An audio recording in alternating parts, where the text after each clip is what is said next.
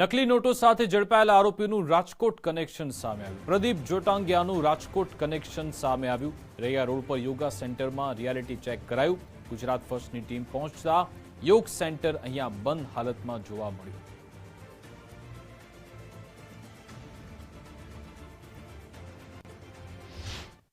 યોગ ગુરુના નામે નકલી ચલણી નોટોનું કારસ્તાન રચતો યોગ ગુરુ પ્રદીપ જોટાંગિયાને પોલીસે ઝડપી પાડ્યો છે।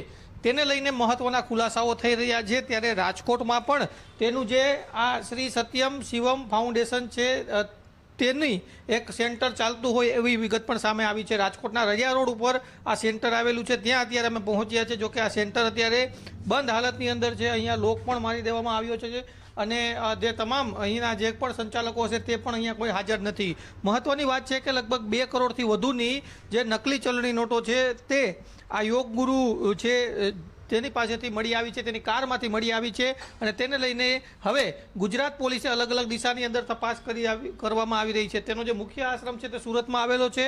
આ ઉપરાંત રાજકોટમાં પણ તેનું આ પ્રકારનું સેન્ટર ચાલતું હોવાનું સામે આવ્યું છે અને તેને લઈને પણ હવે પોલીસે તપાસ હાથ ધરી છે। આ સેન્ટરની અંદર કોઈ ગડબડી ચાલતી હતી કે કેમ, આ સેન્ટરની અંદર જે લોકો હતા તેની સાથે કોઈ છેતરપિંડી કરવામાં આવી છે કે કેમ, તે તમામ બાબતોને લઈને પણ હવે પોલીસે તજવીજ હાથ ધરી છે।